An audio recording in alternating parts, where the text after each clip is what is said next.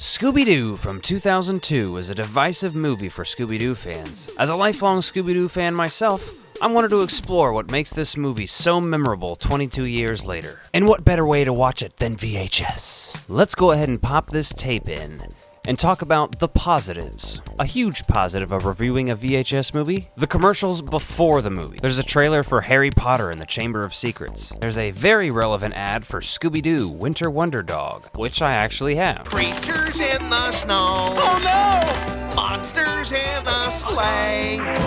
O'er the fields we go. Screaming all the way. Followed by an ad for the Powerpuff Girls movie, which I also have. There's a What's New Scooby-Doo Kids WB ad, a Scooby-Doo the Movie video game Game Boy Advance ad.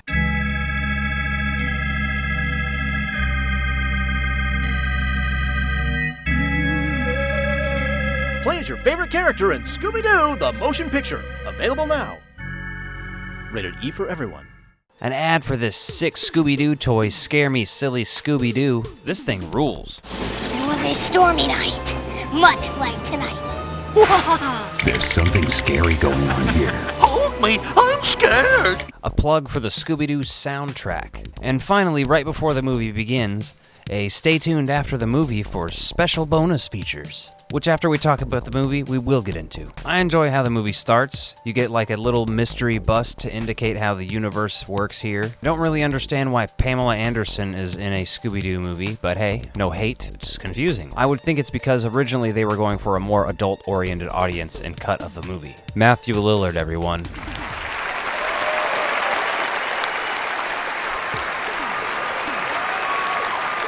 Beautiful, beautiful job. He's acting against like Scooby-Doo plushes, heads, and green tennis balls. His performance is magical in this. He fully captures a real live-action Shaggy. Neil Fanning plays Scooby-Doo, and again, he does a great job with this voice. And recent Scooby-Doo actor Scott Ines voices Scrappy-Doo. Scott previously voiced Scooby in Scooby-Doo on Zombie Island up until Scooby-Doo and the Cyber Chase. Frank Welker, the original voice of Fred, makes an appearance doing creature voices. I think director Raja Gosnell did a great job with this movie. He previously did Home Alone 3. I am also notoriously a big fan of that. I have a video about that. You should check that out. Freddie Prinze Jr., Sarah Michelle Gellar, and Linda Cardenelli also. Great supporting cast. In the mid to late 90s and early 2000s, they were doing a lot of these movies based on older TV shows, and it continued to the mid 2000s. And some of them, they're really good, like the Brady Bunch movies and Charlie's Angels. I think those movies are fantastic. They are extremely self-aware, they're hilarious, they make fun of themselves and the source material, and Scooby-Doo does some of that too, I think. This movie has some heart. I can legit cry at this movie sometimes, depending on my mood. And maybe that's because I'm emotionally unstable, or maybe it's because dogs just tug at my heartstrings, even CGI dogs. Do I quit? No, Scoob. Friends don't quit. But look at this. Look at this guy. How is that not going to make you cry? Are you heartless? And then the apology between Shag and Scoob at the end. Who's your best buddy? Raggy. That's right. It was my best buddy in the whole wide world. Ruby-Doo. That's right, Scoob. Oh, those heartstrings. Oh. Some of the good CGI and effects. Scooby-Doo himself. He looks great, especially considering the time. Like, you look into him and you can actually see fur.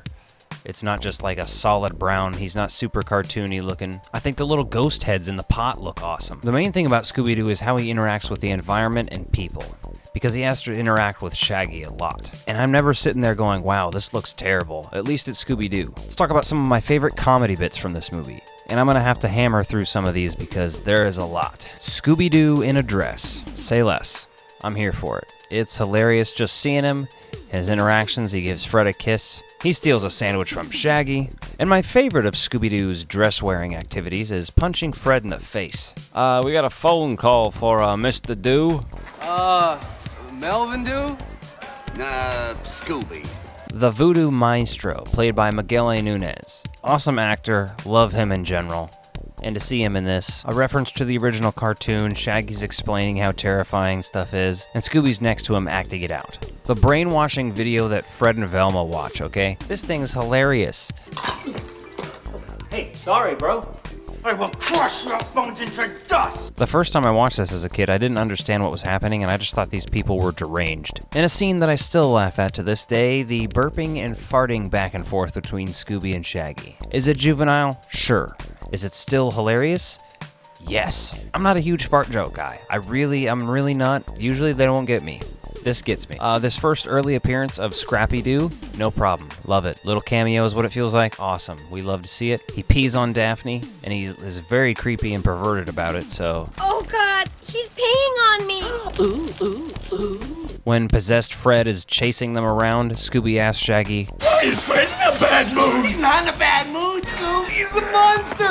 like, I don't understand how people don't like this movie. And as you know, there was a more sort of adult version of this that was kind of conceptualized, right? And there's still hints of that left in the movie, and we're going to talk about a few of those. Pass the Dutchie is playing when there's smoke pouring out of their van, if that's not an obvious reference. The joke about hydrocolonic, did I understand that as a child? Hell no. Mary Jane, like that is my favorite name. That's just on the nose. I can look at myself naked. So Fred's a creep, that's established. Now let's talk about some of the negatives, and I do have a few. The creatures, the CGI creatures, they leave a lot to be desired. I get it, it's 2002, most of your energy is probably focused on Scooby himself. It's something I let slide, obviously, because the rest of this movie works. Sugar Ray cameo? I'm good. And we come to the most obvious, Scrappy-Doo is the villain. This is a dumb decision. I was disappointed as an 11-year-old. I was like, oh, so you're just destroying everything that I've ever known.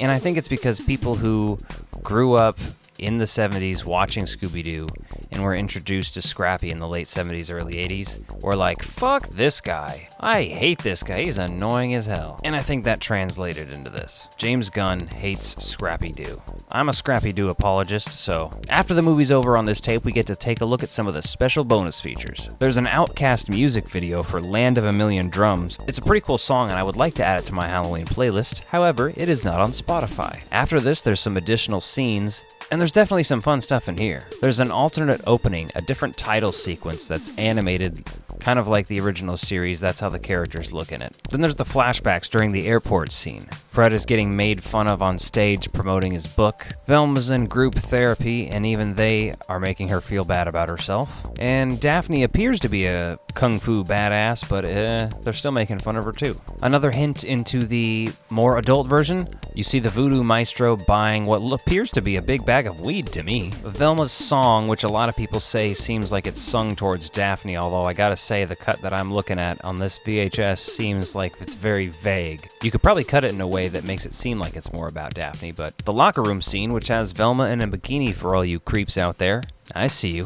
Scooby-Doo faking a heart attack. This is one of the ones that I would have liked seen kept in the movie. And finally, we come to my rating of this movie. We are going to give this movie a 4 out of 5 hearts. And I'll tell you why. Because I love it. Is it perfect? No. Is it for everybody? Also no. But I can't explain the joy I experience while I watch this movie. I did my best to do it in this video, and I want to hear what you think about Scooby-Doo from 2002 in the comments below. And if you enjoyed this video, also check out this one, and be sure to hit that subscribe button. Thanks for watching.